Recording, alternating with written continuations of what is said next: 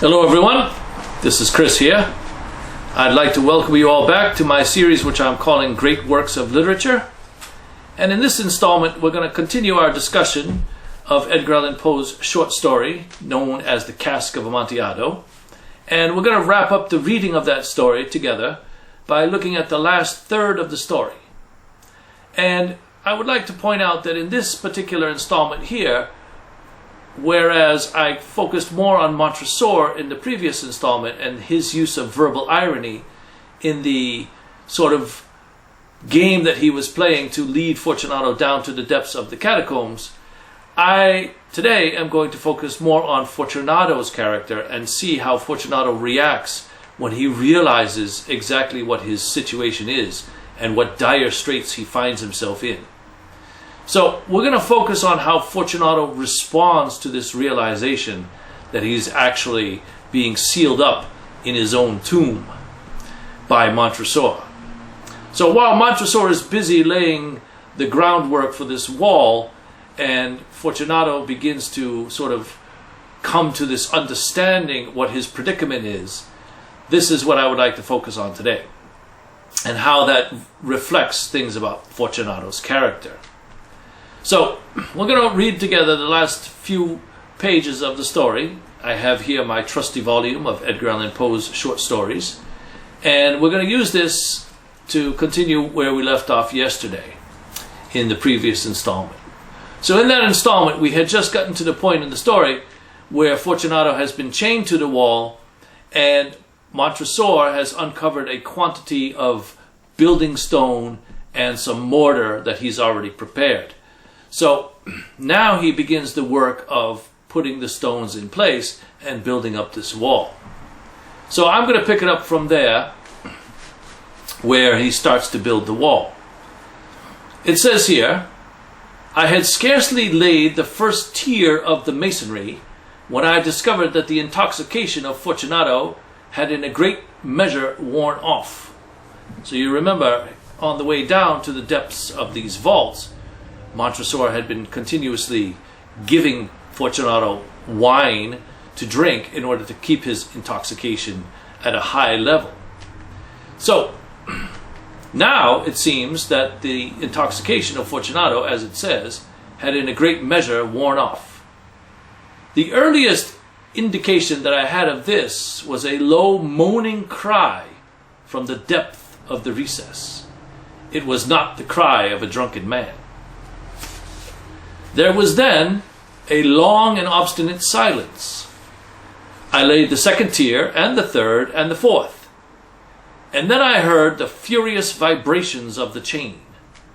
The noise lasted for several minutes, during which, that I might hearken to it with the more satisfaction, I ceased my labors and sat down upon the bones.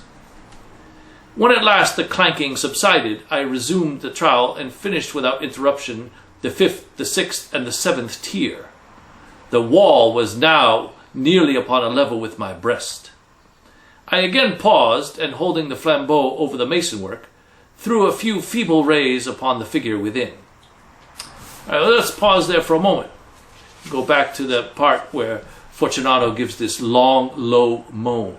All right, or in the case you want to use a synonym, you could call it a groan. So it says here, it was not the cry of a drunken man.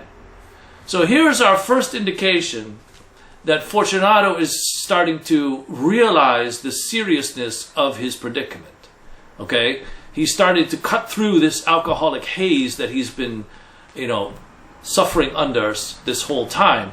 And the cold light of the reality of the situation is starting to dawn on him. Okay? So this groan or this moaning cry is like a cry of horror, a cry of terror, as he realizes that this is really something going on and it's going to be the end of my life unless I can do something about it. So all the way down to the catacombs, Fortunato had been leading the way. He'd been the one in charge, basically, of this whole expedition to find this Amontillado. And then when he comes into this niche, he is confronted by this blank wall, and before he realizes what is really going on, Montresor has already chained him to the wall. And then he sees Montresor start to build up these tiers of masonry, stonework, and he realizes that this is, a pretty serious case. I'm, at the end of my life here. So he made no effort to resist, or no attempt to resist on the way down to the catacombs, because obviously he had this impression in his mind that there was this great cask of Amontillado waiting for him at the bottom of this trail. So he made absolutely no resistance whatsoever to the whole, ploy by Montresor to get him down there. And in fact, he had no idea what was going on, because as we looked at in the previous episode, Montresor's use of this verbal irony gave the impression of one thing on the surface, and Fortunato was unable to penetrate the double nature or the dual meaning behind these, expressions that Montresor uses. So now he's starting to slowly come to grips with the fact that Montresor is, out to get him. So what does he try to do? He tries to escape. Obviously, he has to escape from these chains. So what does he do? He tries to shake his way out of the chains, or to shake it in such a way that the chains will become detached from the wall where these iron rings are in there. And if he can break those free of the wall, then he can kick out the stonework and then try to escape by running back the way they came. But Fortunato does not realize that these chains are immovable as they are attached to the wall. So he says here, I laid the second tier, the third, the fourth, and then I heard the furious vibrations of the chain. So Fortunato is really using all of his power, all of his might to try to rip these chains off the wall. But Montresor knows that's not going to be possible. So what does he do? He doesn't panic. He doesn't, start to try to attack Fortunato. No, he sits down on the bones and he listens with satisfaction, he says, to the shaking of the chains. Okay? So again, we talked about Montresor's enjoyment of this game that he's playing and the satisfaction that he's getting from the knowledge that he's leading Fortunato into his own grave. That satisfaction, again, he's taking pleasure in this act. So he sits down and he listens to the shaking of the chains with satisfaction. Okay?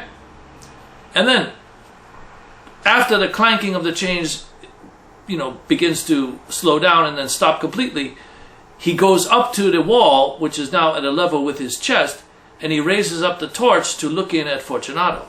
This is what happens. A succession of loud and shrill screams, bursting suddenly from the throat of that chained form, seemed to thrust me violently back. For a brief moment I hesitated, I trembled. Unsheathing my rapier, I began to grope in it about the recess, but the thought of an instant reassured me. I placed my hand on the solid fabric of the catacombs and felt satisfied. I reapproached the wall. I replied to the yells with him who clamored. I re-echoed, I aided, I surpassed them in volume and strength. I did this, and the clamorer grew still. All right, so what's going on here? Fortunato, after trying to shake his way free, realizes that's not possible. So he gives that up.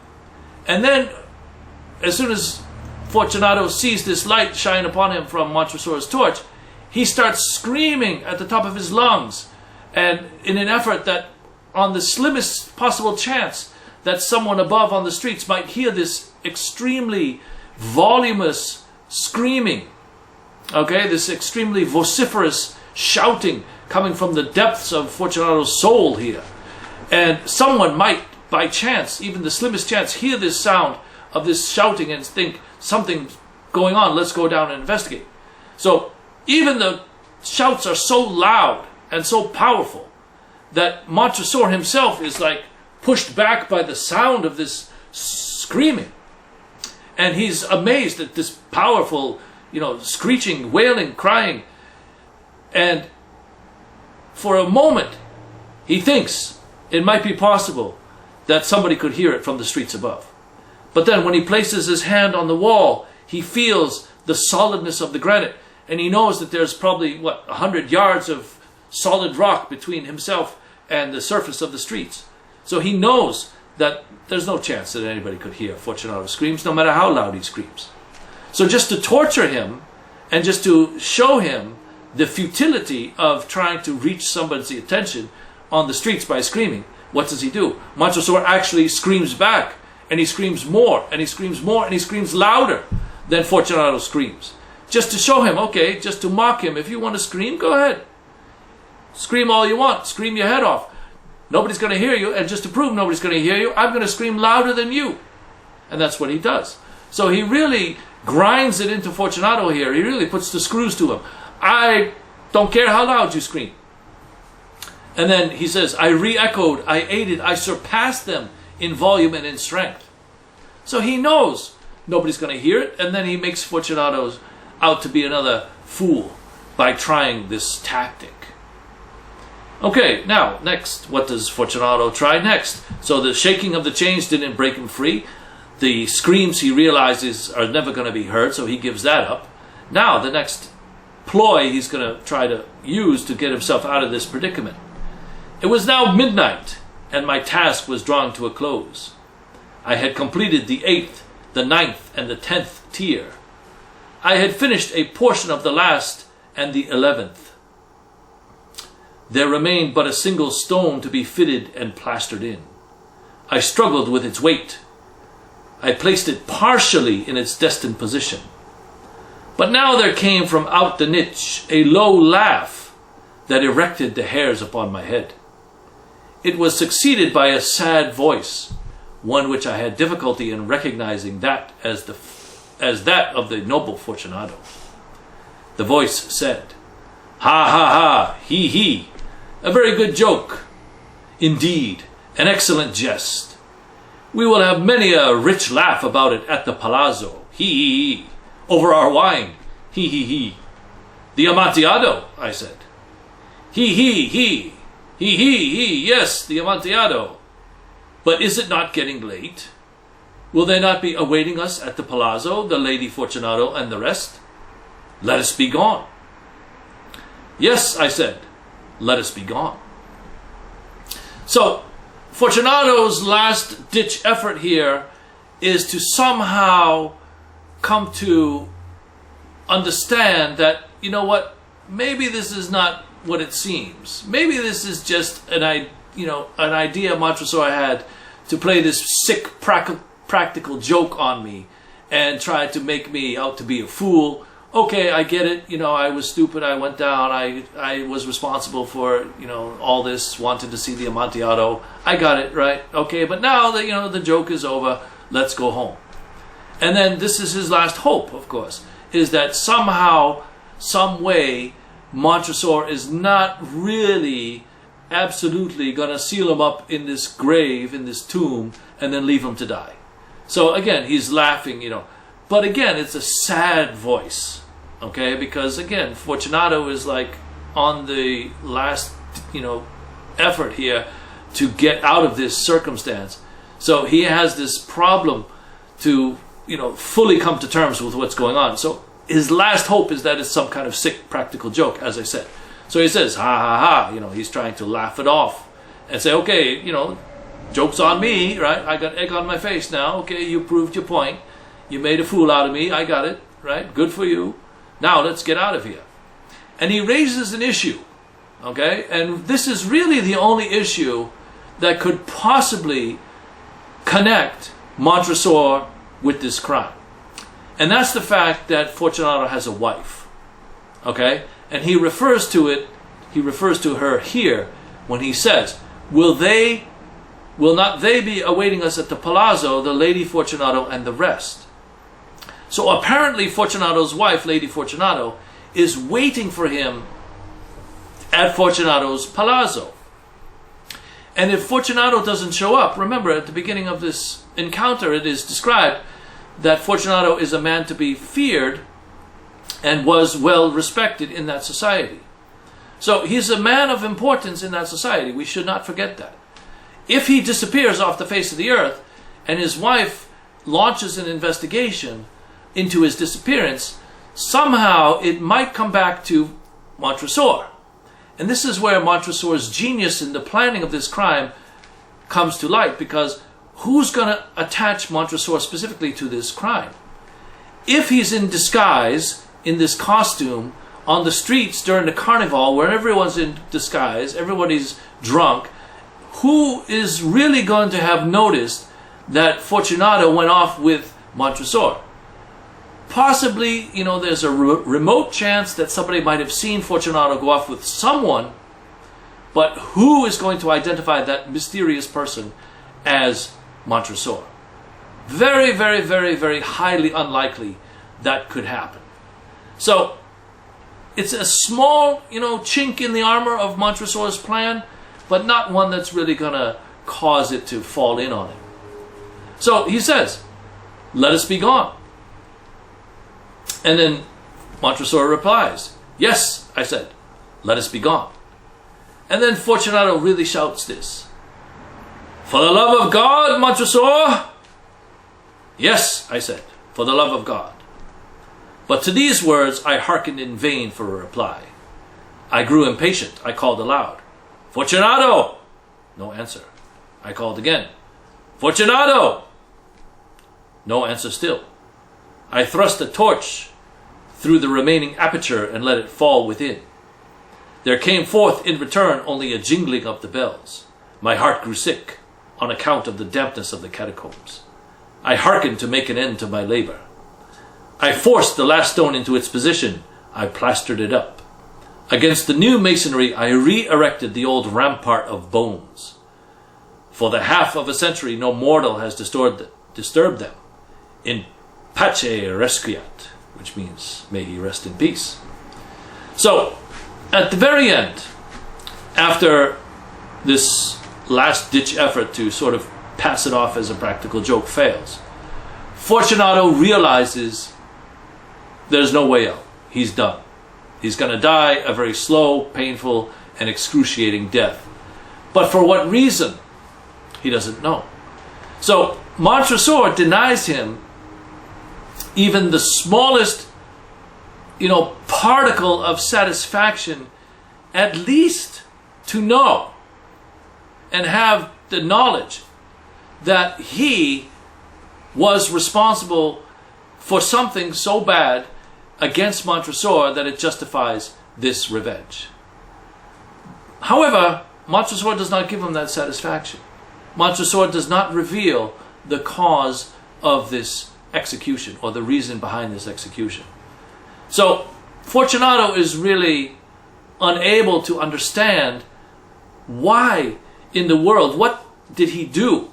What crime did he commit that was so heinous against Montresor that it justifies this, cruel, sadistic, and way more excruciating way to die than if he was just, executed by the normal means, which would be like to be hung or to be shot. So, Fortunato has no recourse here.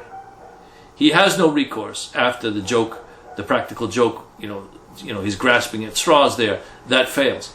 He has no other recourse here. So, the one thing that Poe does give us is he does reserve a small shred of dignity for Fortunato in his last moments. And what is that small shred of dignity that he does, give to Fortunato? And it is this. After all else fails, Fortunato has only one thing left: his silence. Okay? So when Fortunato hears his name called twice, he does not answer. Fortunato! No answer. I called again. Fortunato! No answer still. I thrust a torch through the remaining aperture and let it fall within. There came forth in return only a jingling of the bells. So Fortunato, here in his last moments, where he's going to see anybody else in this world, he does have a small shred of dignity left to him, and that is to not give Montresor any more satisfaction about his panicking, about his groveling, about his begging. He's not going to give Montresor any more satisfaction. He realizes he's done enough. He's made himself into a groveling dog to try to get his way, worm his way out of this situation. He's not going to give Montresor any more pleasure from his, breakdown as he's realizing this is the death trap. So, when Montresor says, "My heart grew sick," does that mean that he's feeling guilty about walling Fortunato up in this tomb? Perhaps so. But then he immediately dismisses any conception of guilt by saying, "I grew sick on account of the dampness of the catacombs." So he's not saying it's a psychological, feeling of sickness. He's saying it's a physical feeling of sickness from the dampness of the vaults. And then he puts the last stone into place. And then for 50 years, nobody has disturbed him. Nobody's disturbed Fortunato's remains. So, what I want to do to sort of bring this to a conclusion here, a couple of things. I want to talk about the character of Fortunato, okay? Because definitely in this case, there is a couple of ironic things about Fortunato's character. One of them is the fact that we talked about he's a man to be admired and respected and even feared. But in the story, he's made out to be a clown, a fool, a buffoon. He presents himself as a kind of, overly inflated sense of his own importance. He has this idea of his own greatness, and he calls even Lucchese an ignoramus, which means like somebody who knows nothing. But in reality, it's Fortunato who really knows nothing, because Fortunato's being led, by the nose, so to speak, into his own tomb. So Fortunato is the ultimate ignoramus, of course. And it's his own fault, for sure, because he has this weakness, and Montresor refers to his weakness. This weakness is his pride in his knowledge of the old Italian vintages, and his pride in himself as being an expert wine connoisseur.